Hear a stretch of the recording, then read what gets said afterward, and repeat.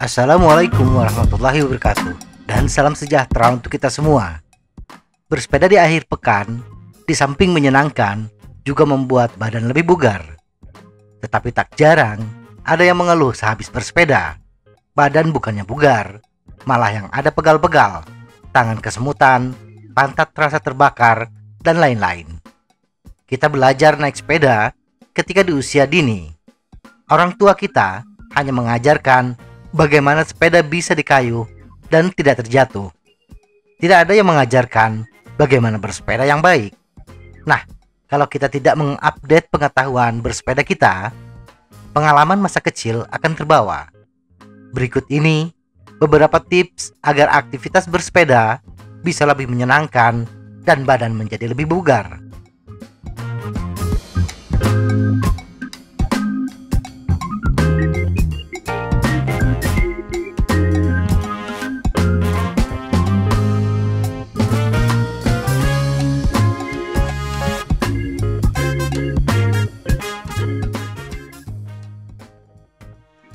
1. Posisi tegak. Posisi yang paling akrab dengan kita semenjak kecil adalah posisi bersepeda dengan badan tegak. Saya yakin tidak ada yang belajar naik sepeda ketika kecil menggunakan sepeda road bike. Nah, bagi yang baru memulai kembali bersepeda setelah masa kanak-kanak, untuk sementara hindari menggunakan sepeda dengan posisi aerodinamis. Sepeda yang menggunakan drop bar atau corner bar, apapun jenis sepedanya. Gunakan flat bar dengan ketinggian yang sejajar, bahkan lebih tinggi dari ketinggian saddle. Dan secara bertahap, turunkan ketinggian handlebar hingga kita terbiasa bersepeda dengan posisi yang membungkuk. 2. Lemaskan bahu. Kadang-kadang secara tidak sengaja, sepanjang perjalanan, bahu kita terangkat. Kondisi ini membuat otot di bagian bahu dan leher cepat mengalami kelelahan. Posisikan bahu kita dengan santai dan sesekali gerakan leher ke kiri dan ke kanan untuk melemaskan otot-otot di bagian leher dan bahu. Genggam handlebar dengan rileks. Menggenggam handlebar terlalu kaku adalah penyebab bahu menjadi tegang. 3. Posisi duduk. Pantat terasa panas atau mengalami iritasi pada bagian bokong karena kita terlalu lama duduk. Untuk menghindari hal tersebut, geser posisi duduk ke belakang atau ke depan secara berkala, atau kita bisa mengangkat pantat beberapa saat ketika sepeda melaju. Posisi duduk yang bervariasi juga melatih tubuh menggunakan otot kaki yang berbeda, sehingga semua otot kaki akan terlatih dengan baik. 4. Tubuh bagian atas selalu bergerak.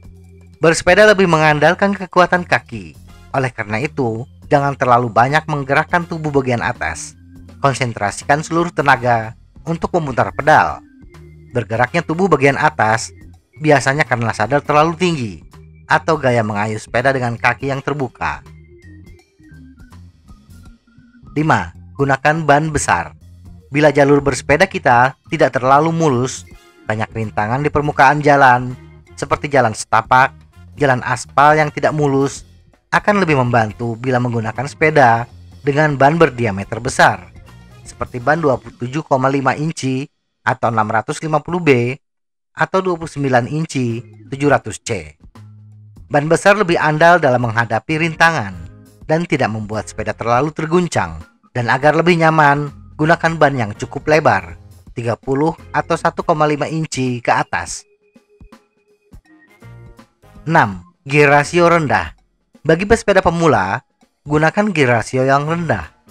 Misalnya menggunakan chainring dengan jumlah gigi berkisar antara 30 hingga 40T, seperti chainring tengah untuk triple chainring, dan menggunakan sprocket tengah di belakang antara 16 hingga 17T.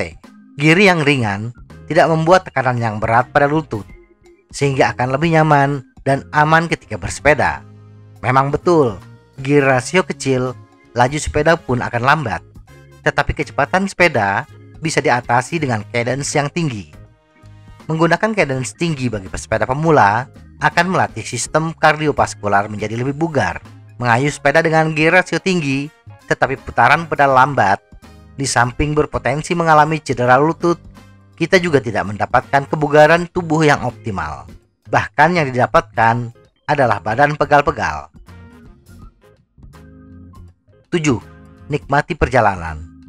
Bagi pesepeda antusias yang jam tempuhnya sudah ribuan jam, bersepeda 20 km tanpa berhenti sudah biasa. Tetapi bagi pemula, bersepeda seperti itu adalah sebuah siksaan. Oleh karena itu, rencanakan perjalanan bersepeda kita dengan titik-titik perhentian yang menarik. Berhentilah di tempat dengan pemandangan yang indah. Nikmati indahnya alam di sepanjang perjalanan. 8. Bahan bakar. Bagi yang baru memulai bersepeda, ada ketakutan kehabisan energi di tengah perjalanan. Maka tak heran ada di antara kita yang menimbun persediaan energi dengan makan banyak sebelum bersepeda. Perut yang penuh dengan makanan akan membuat perjalanan tidak nyaman. Makanan berat membutuhkan waktu 3 hingga 4 jam untuk dicerna, sehingga makan malam kita bisa menjadi modal awal bersepeda. Glukosa dan glikogen yang sudah terbentuk bisa digunakan untuk bersepeda 60 hingga 90 menit. Jadi agar tidak bermasalah dengan isi perut, sebelum bersepeda cukup sarapan dengan makanan kecil tetapi mengandung karbohidrat tinggi, seperti secangkir kopi dan lain-lain. Kemudian setelah 60 menit perjalanan, kita bisa menambah cadangan energi lagi ketika berhenti. Misalnya mengkonsumsi pisang 1 butir. Pisang bisa dicerna dan siap pakai setelah 15 hingga 30 menit dikonsumsi. Dan jangan lupa untuk minum agar tubuh tetap terhidrasi dengan baik. Minum 2 hingga 3 teguk setiap 15 hingga 20 menit akan membuat badan tetap terhidrasi dengan baik. Semoga informasi ini bermanfaat. Tetap sehat. Salam goes.